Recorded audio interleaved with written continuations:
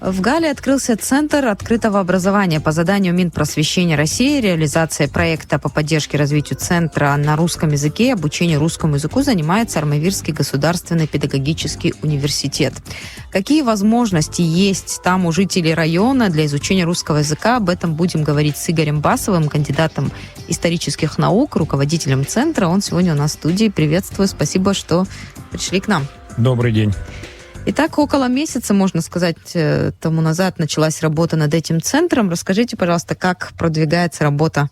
Хотелось бы начать, так скажем, сначала. 2023 год объявлен президентом Российской Федерации Владимиром Владимировичем Путиным годом педагога и наставника, а в странах СНГ годом русского языка. Можно сказать, от этого идет точка отсчета. А также в 2023 году Министерство просвещения Российской Федерации организовало создание центров открытого образования русского языка на русском языке в более чем 50 странах мира. Подобные проекты, они реализовывались и раньше, но что столь масштабно только в этом году, и это первый год, и эта программа рассчитана на много лет вперед. Давайте поговорим о том, успели ли к вам уже прийти люди, которые хотят изучить русский язык. Как вы вообще находите этих людей? Как это происходит? Да, центр работает уже чуть больше месяца. Открытие произошло 6 июня. Основная работа будет происходить с начала сентября месяца, потому что наша целевая аудитория — это в основном преподаватели школ Галского района, а также студенты и школьники. Но в силу того, что сейчас летний период времени, преподаватели находятся в отпусках, а студенты на каникулах, поэтому сейчас идет работа по организации работы центра, по составлению списков будущих наших учеников. Но, несмотря на такое время, может быть, не совсем удобное, но, тем не менее, мероприятия уже организовывались и проводились. Неделю назад я проводил просветительскую лекцию, которая была посвящена специальной военной операции, проводимой Российской Федерацией. И завтра у нас планируется еще одно мероприятие, которое будет посвящено позиционированию и презентации одной из программ, которую мы будем реализовывать уже в сентябре месяце. Игорь Иванович, мы еще обязательно поговорим про проекты, но, наверное, надо было все-таки с моей стороны начать разговор про ваши впечатления. Вы же первый раз в Абхазии, и сразу вы оказались в Галском районе. Как вообще, какова ваша реакция? Как вы восприняли страну и Галский район, и как жители к вам отнеслись? Что вы там увидели? Да, действительно, я в Абхазии первый раз. Первый раз я здесь оказался в апреле месяце на форуме туристическом, развития туристического бизнеса и экскурсоводов, программы различные. Так получилось, что нашему университету досталась реализация этого проекта в Республике Абхазия и в Республике Южная Осетия, а также в Армении. Ну и когда возник вопрос о том, кто возглавит данный центр, руководство университета обратилось ко мне с предложением заняться этой работой. Я попросил время подумать, и вот в момент моего обдумывания этого процесса случилось два таких интересных момента. Я не очень человек суеверный, да, но тем не менее, когда я занимался с дочерью дополнительными занятиями, у нас одна из тем урока была «Апсны». Абхазия — страна души. Это был такой знак. Это в российских сигнал. Школах изучают? Это дистанционное мероприятие было. Это школа онлайн. Не буду называть ее название, чтобы не было рекламы лишней. Это один момент. И второй момент, буквально через несколько лет я смотрел телевизор и увидел программу, тоже посвященную Абхазии. Ну, а потом еще был приглашен на форум. То есть вот, это были знаки? Да, вот такие знаки были. И пообщавшись с супругой, мы сделали вывод, что да, надо, наверное, соглашаться и ехать. И в апреле месяце я сюда приехал, и было мое первое знакомство с Абхазией. Ваши ожидания и реальность? Ожидания от страны, ожидания от работы. Здесь очень много моментов, которые я мог бы озвучить. Прежде всего, конечно же, встреча с страной. Это пересечение границы и момент, когда ты оказываешься совершенно в другой стране, совершенно в другой, в принципе, климатической зоне. Хотя мой родной город географически недалеко, но совершенно иные условия. Это, конечно же, впечатляет. Впечатляет природа, впечатляют местные жители, впечатляет та теплая атмосфера, с которой я здесь встретился, в принципе, сразу же в первые дни того как я здесь оказался, и со стороны руководства, так скажем, Россотрудничества, да, которое проводило форум, и со стороны местных жителей. И это очень интересно. Ну и впечатление первое о работе, тоже Галский район, он очень непростой, но, опять же, в силу специфики местные жители, конечно же, в какой-то степени изолированы от части Абхазии, да, и это связано именно с тем, что там есть проблемы с русским языком. И вот как раз работа нашего центра, она направлена на то, чтобы эти проблемы в какой-то степени, если не ликвидировать, то уменьшить и реализовать программу, которая, с одной стороны, направлена на те цели, которые ставит мое государство, Российская Федерация, а с другой стороны, цели, которые ставит перед собой государство Республика Абхазия. Ну вот какая общая цель у России и Абхазии вот в этом проекте тогда? Русский язык — это язык межнационального, межгосударственного общения. На русском языке говорит, по рейтингу, это 6-й язык в мире, который используется. Русский язык является языком официальным ЮНЕСКО, ООН и других общественных организаций. И русский язык, действительно, он во многом сплачивает население, которое в силу разных обстоятельств является по своему происхождению говорящим на других языках. Вот моя первая встреча с школьниками Галского района, она показала то, что действительно русский язык, он связывает и объединяет. Когда я им задал вопрос, на каком языке вы думаете, они сначала задумались. Да, и в итоге оказалось, что большая их часть думает на русском языке, ну или на своем родном менгрельском. К сожалению, абхазский язык они знают хуже. Ну, потому что преподавание ведется сейчас на русском языке в школе, изучают они абхазский, как дополнительные занятия, но менгрельский их родной. Вот 2 языка, на котором они думают, родной и русский язык. И это, наверное, очень важно. И важно, опять же, через русский язык, который является государственным языком в Республике Абхазия, тоже приобщать людей к государственности и помогать им, с другой стороны, решать многие их личные проблемы. Потому что русский язык — это язык общения, с которым они смогут быть полноправными гражданами своего государства. Вы говорите, русский язык им поможет решать их проблемы. Но вот перед началом интервью мы с вами успели пообщаться, и вы рассказывали о своих впечатлениях после общения с выпускниками, что малая часть, там, по-моему, человек 8, вы сказали, только 11 лишь... человек. 11 человек есть... собирается поступать в Россию, остальные в российские вузы, остальные уезжают в Грузию. Вот с таким сожалением. 5 человек поступают в Россию по той информации, которую мне предоставили из районного отдела образования. И 6 в Абхазии. И 6 останутся в Абхазии, в АГУ. Да, большая часть, получается, 200 человек, они окажутся, наверное, в Грузии. И это, наверное, не есть хорошо. Это наши дети. Я уже отношусь к жителям Гала как близким, да, и это один момент. А другой момент — это, опять же, финансовый момент. Это средства, которые выделялись на то, чтобы мы этих детей выучили. Обучить. Да, и получается, потом мы их теряем.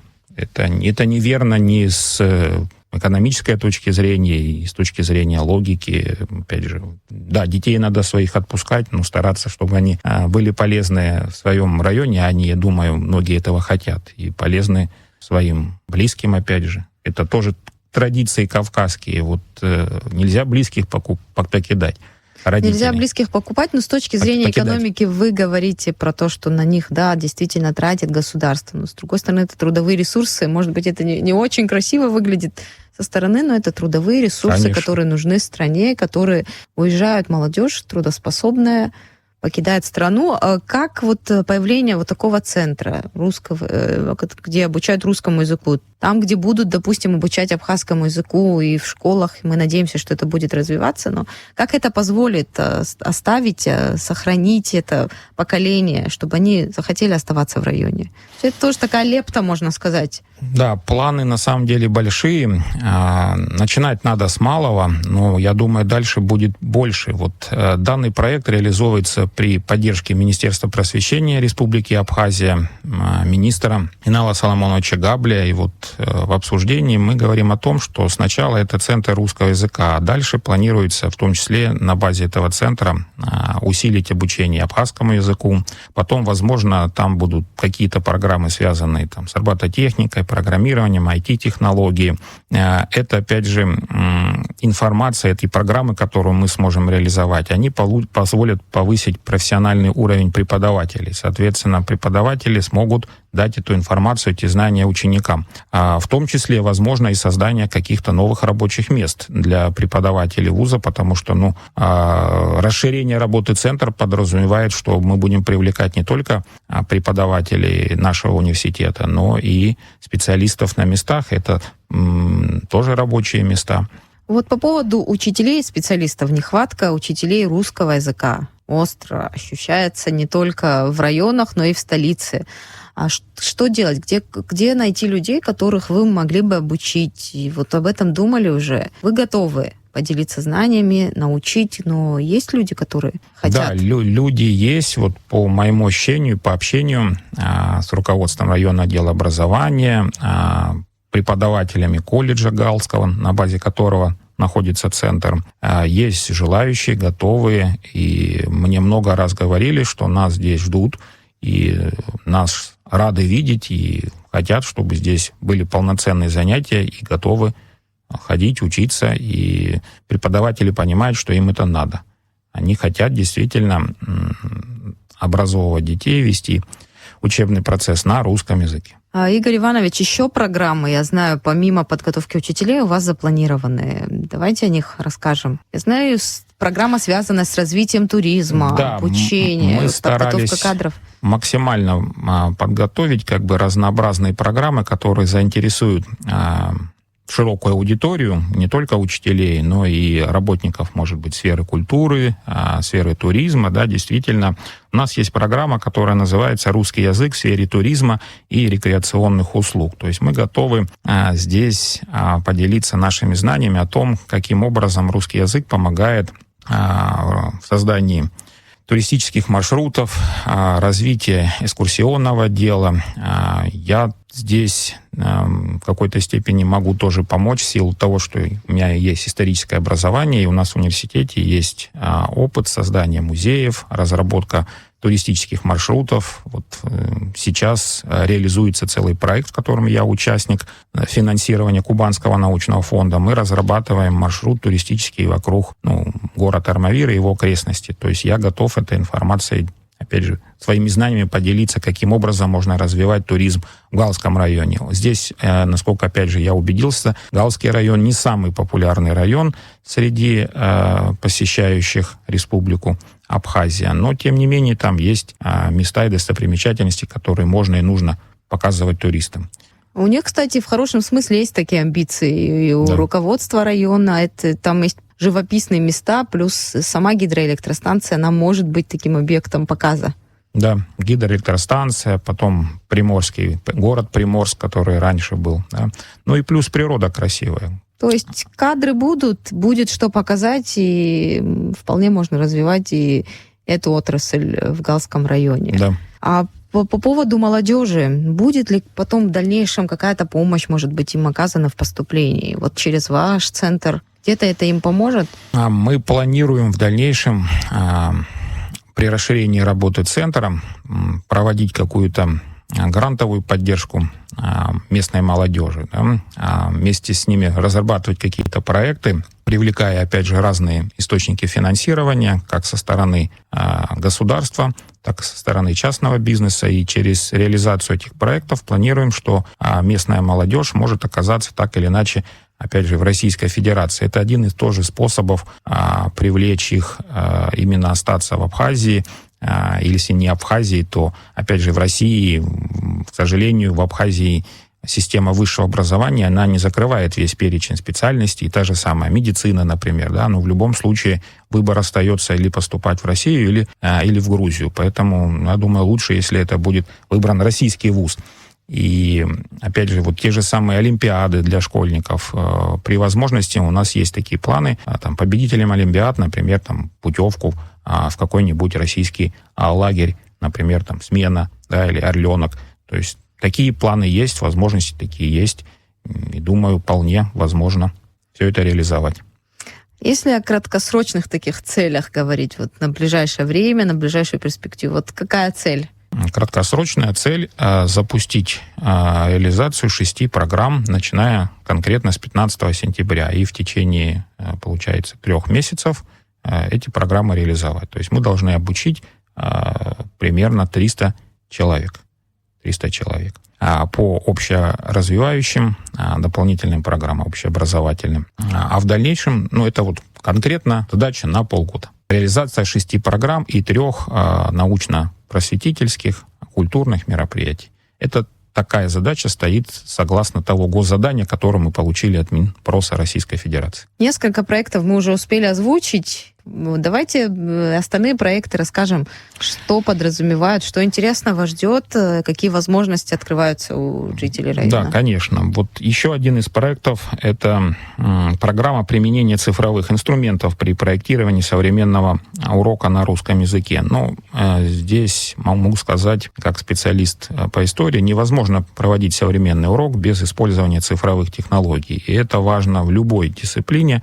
Да, и здесь, опять же, у нас возможности раскрываются шире. Программа, она не конкретно предназначена для учителей русского языка, она вполне может подойти и для преподавателей других языков. Мы на это, кстати, тоже расчет какой-то делаем, потому что цифровые инструменты и технологии, которые сейчас существуют и используются, они, в принципе, универсальны для всех. Еще одна программа — это «Культура речи. Простое настоящее будущее». В этой программе мы ознакомим с традициями русского народа, да, и вообще россиян в целом, там, особенности языка, культуры, поговорок и так далее. То есть многие вещи, они на самом деле воспринимаются через вот такие бытовые моменты. И русский язык — это не только язык образования, науки, но это язык бытового общения. И где-то даже это ближе людям, и так лучше происходит изучение языка. Через пословицы, поговорки, загадки и прочие моменты. Даже вот начиная на начальном уровне образования в садиках учат так. Еще одна программа — это развитие читательской грамоты в мультилингвальной среде. Здесь как раз будет упор на то, что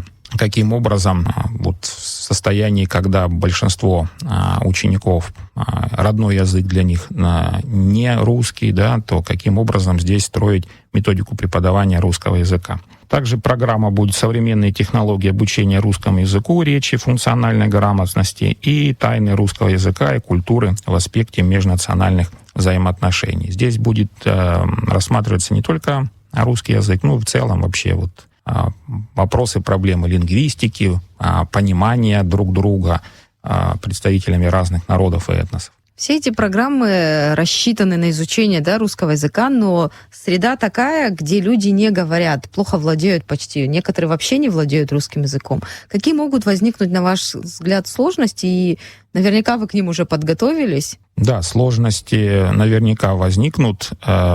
Дело в том, что данная программа создания центров открытого образования, она во всем мире реализовалась 2 путями. Первый путь — это преподавание русского как иностранного. И большинство центров, которые открыты во всем мире, они пошли именно по этому пути. У них задача, можно сказать, проще. У нас задача несколько сложнее оказалась. В силу того, что государственный язык, один из государственных языков Абхазии, русский язык, казалось бы, задача простая, и нет необходимости изучать русский язык как иностранный. Но в силу специфики Галского района такая задача есть. И преподаватели, которые приедут сюда, в Армавир, они являются специалистами, и они могут преподавать русский язык как иностранный. Но здесь, несомненно, нужна будет помощь специалистов на месте, потому что грамотное, правильное преподавание русского языка как иностранного, оно подразумевает, что преподаватель должен знать язык Тех, с кем он общается. Да, с тех, с кем он общается. Но, к сожалению, мои коллеги минглейским языком не владеют. Поэтому здесь должен быть человек, который будет выступать в качестве посредника, можно где-то сказать, переводчика. И сейчас как раз идет работа по согласованию, чтобы вместе с нами принимали участие подобные люди из местного населения, которое уже более-менее владеет языком. А как вы взаимодействуете с местными властями, с администрацией? В каких вопросах они вам помогают? Угу. Да, действительно. Вот я сказал о том, что был заключен меморандум с Министерством просвещения Российской Федерации и, соответственно, Министерством просвещения Республики Абхазия. И также заключено соглашение с Гальским колледжем, на базе которого непосредственно находится данный центр. При реализации этой задачи в марте месяце произошла встреча проректора по международным отношениям нашего университета Юрия Павловича Ветрова и заместителем главы местной администрации Картава Джамбул Синардович и руководителем районного отдела образования Габеля Екатерины Валерьевны.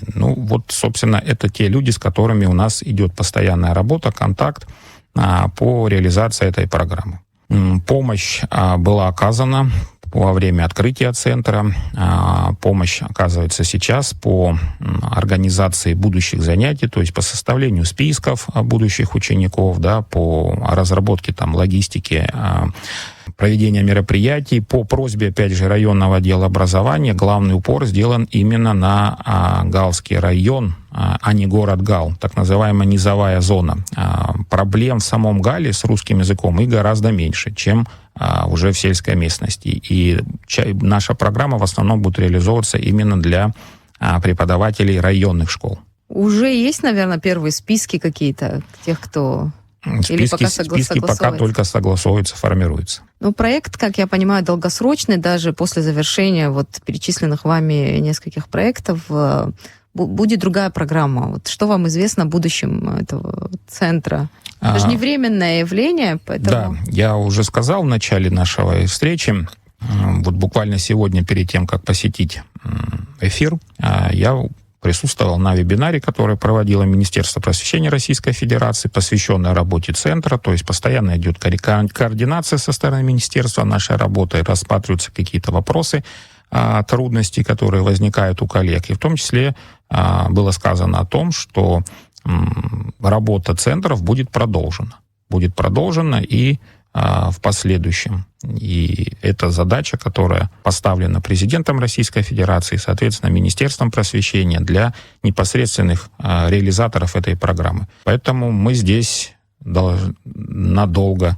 И, возможно, это не программы будут связаны с русским языком, но что-то полезное в любом случае. Да, будут разрабатываться, создаваться программы. У нас очень много грамотных специалистов. Армавирский педагогический университет, он, конечно же, состоит не только с Института русского языка и иностранного. Есть и другие институты, факультеты есть, и коллеги готовы реализовывать программы, связанные с математикой, информатикой, историей, технологией, предпринимательством, робототехникой и так далее. То есть полностью кадровыми проблемами занимается Армавирский, и наполнением этого центра будет заниматься Армавирский университет. Спасибо. Хочется вам удачи пожелать. Спасибо вам. Я думаю, мы еще с вами встретимся здесь, поговорим о первых результатах, уже когда процесс запустится. Спасибо. Хорошо. Спасибо. Всего вам доброго. Спасибо, что пришли к нам в студию.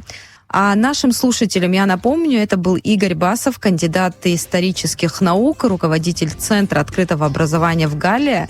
Говорили мы о том, какие возможности у жителей Галского района для изучения русского языка. Такие были обстоятельства. Мы рассказали о них подробно. Какими будут следующие